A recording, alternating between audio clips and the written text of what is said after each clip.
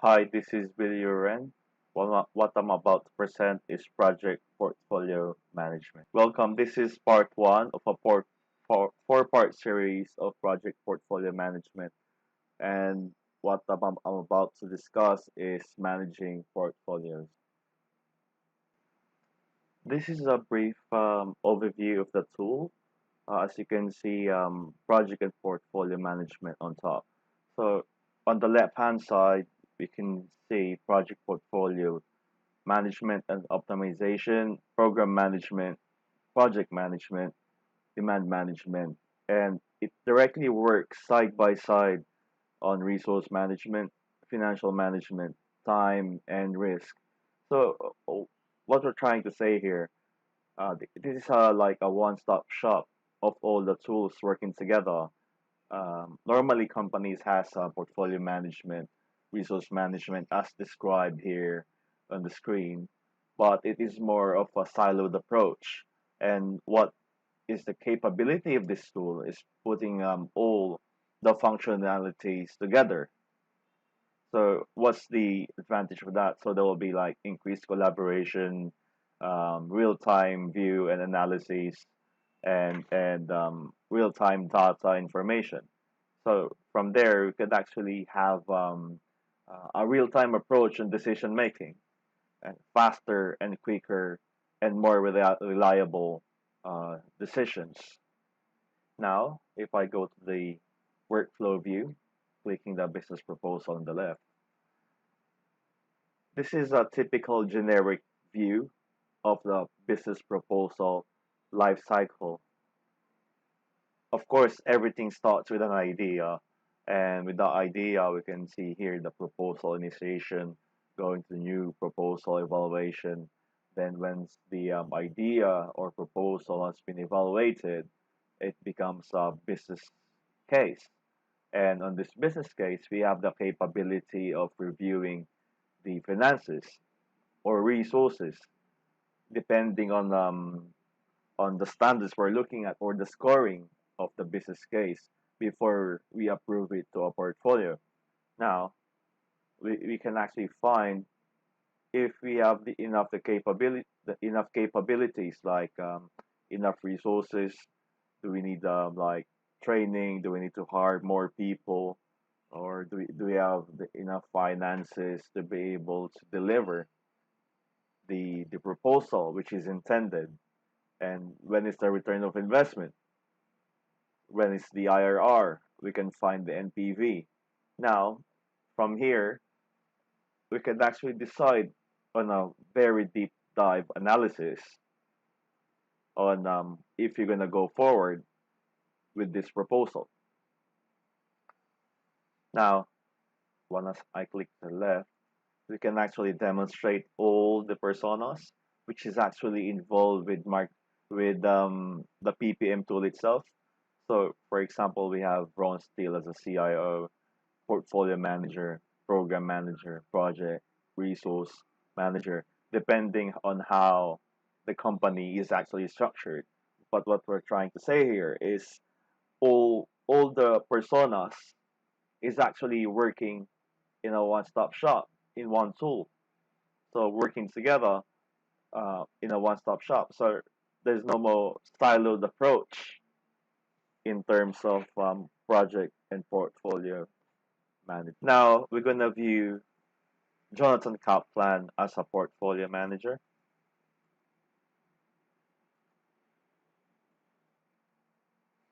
As you can see on this bubble chart, we could actually have a real-time view and analyze all the current portfolios. Below, we can actually see all the business objectives. On the left-hand side, we could see the risk against the value. Now, as we go further to the right, we could actually see this business objective. It has higher value with lower risk. And by just highlighting or hovering over the circle, you can actually see the project name, the total project cost, the total benefit, and the total resource for this portfolio. And what's the advantage of that? We can actually have a real-time view and of the summary of a performance of the current portfolio. What the other features that what this tool can do is just by hovering to the business objective below, we could actually have a filter of the business objective that we would like to view. For example, if we would like to see the reduced IT cost by 20%, just here in the middle, it will just hover all the reduced IT. If we go to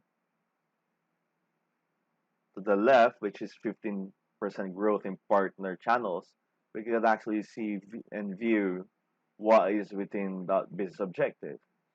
And as we go hover up at this bubble here, we can actually view that it's actually lower value and higher risk.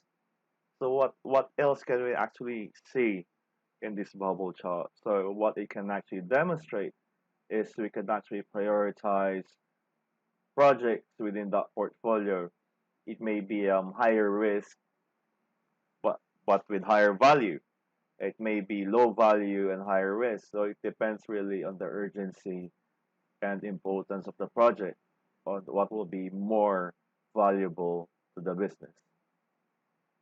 As we scroll down, we can actually view the approvals, the proposals which are under for approval steps, and we can also see the status if it's on financial review, ITSC review, if or the review is completed, and we can also actually prioritize accordingly to the total score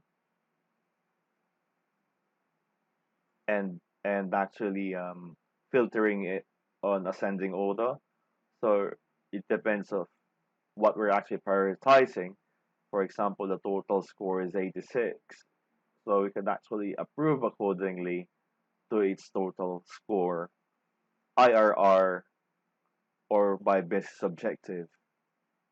And we can also see the sponsors of this current proposal at hand. Now, scrolling down further, we can actually see the current year portfolio.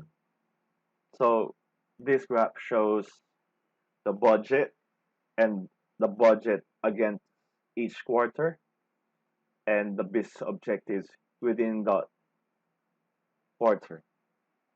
Now, on quarter one, you can actually see all the business objectives within that quarter. So was quarter two, quarter three, and quarter four, and we can actually see what is the highest expenditure or budget, and we can actually have a real-time comparison of the active portfolios. So on the right-hand side, we can actually view and predict the pipelines for the following year according to the business objective. Now, if we scroll down further, now on the left-hand side, we can actually view the information of the current year portfolio according to the budget summary. And as we can see, quarter one is below the budget, and quarter two is slightly above the budget. And from here, we could successfully allocate the correct budget for the current quarter. What else can we actually see from here? We can actually view that we have more budget in quarter three and quarter four. So our budget is not actually being maximized as same as the time. So we could actually allocate more portfolios or more project executions within that following quarter to maximize our budget. And as we go to the right, which is pipeline next year for the budget summary, we could actually visualize that quarter one and quarter two is way above the budget allocated, while quarter three and quarter four is below the budget, which has been allocated. So we could probably do here is reallocate the projects or portfolios to the right quarters and distribute them properly according to our priorities.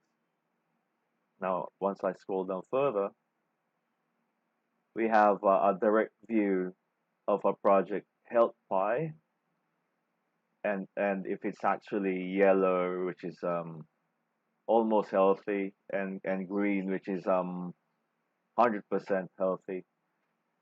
And as we go to the left hand side, we can actually see the list scenario comparison. This is a very wonderful um, feature of project portfolio management.